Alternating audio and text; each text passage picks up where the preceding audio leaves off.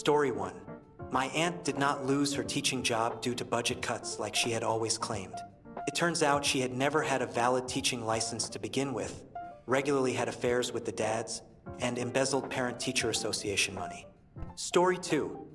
My parents got divorced when I was about 3 years old.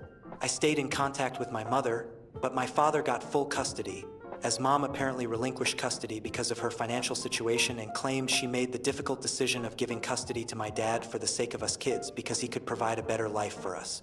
The most difficult sacrifice she ever made. On several occasions, my mother would also get drunk and lament her life and say something to the effect of, "I never should have left your father.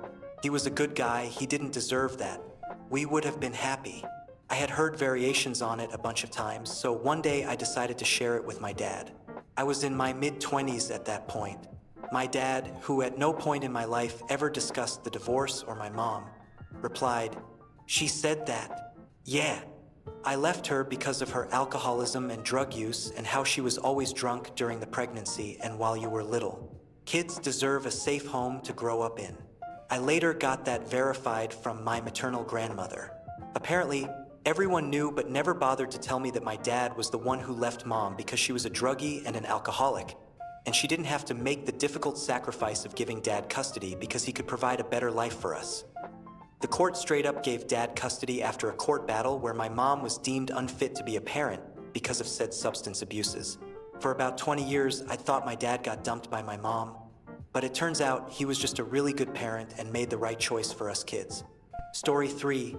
My great-aunt was a nurse supervisor at a mental hospital in the 1920s. She fell in love with a guy who was being evaluated for a murder trial. She helped him escape and they went to Florida. However, the police caught up with them. My aunt got off easy, but he received the electric chair. I found all this in newspaper archives while working on family history. When I showed it to my mom, she admitted it was all true. Story 4. That my dad's little sister wasn't really his little sister. It was his sister's baby, raised by his mom. The girl didn't know until she was 21. Story 5. My sister and I found out in our mid to late 20s that we had a full-on brother. Our dad got our mom pregnant in high school, and because it was the 60s, it was all hush-hush, and she went to do her senior year with family and just quietly came back to town. They ended up getting together for real in college, and no one knew, not their lifelong friends or even my uncle. Our brother had a good childhood with his adoptive family, but he was always curious about his birth mother, so he wrote her a letter. He sure was surprised to also come to meet his dad and 2 sisters.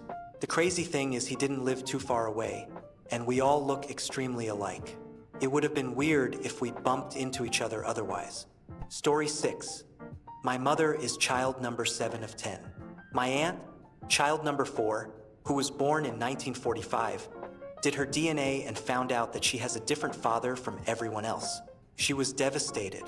There was always a rumor that there was an affair, but nobody talked about it. She has so many questions, but nobody's alive to answer her. Story 7. My uncle was a police officer. My father was a mid-level drug kingpin. He essentially managed the marijuana and psychedelics trade in a small city. When I was a child, my uncle died in the line of duty. There was a large funeral and everything. Turns out he wasn't killed in the line of duty. The police discovered that my father was paying him for information. When he was accused, my uncle took his own life with a gun in his squad car in a parking lot. I found out 30 years later. Story 8. My mother was Catholic. After 8 kids, she would go visit family when she got pregnant. The Catholic Church would take the baby and rehome it with a barren Catholic family. I met a Greek Catholic brother. He looked like all of us but had a Greek name and Greek parents. Story 9. We found out after my grandfather died that none of his 7 children with my grandmother were his, and that they all likely had different fathers. Story 10. My great-great-grandfather was killed by my great-great-grandmother because she was having an affair with the sheriff, and my great-great-grandfather said he was going to kill the sheriff. My great-great-grandmother shot him in the street, and everyone assumed it was the sheriff. There was no proof and no witnesses, so no one was ever charged with his murder. My great-great-grandmother told my great-aunt on her deathbed, also after all of her children had passed away. She said she still loved the sheriff and would have done it again. Side note, the sheriff died from a fall the next summer. So after all that happened, my great-great-grandmother spent the rest of her life unmarried. She was 102 when she died.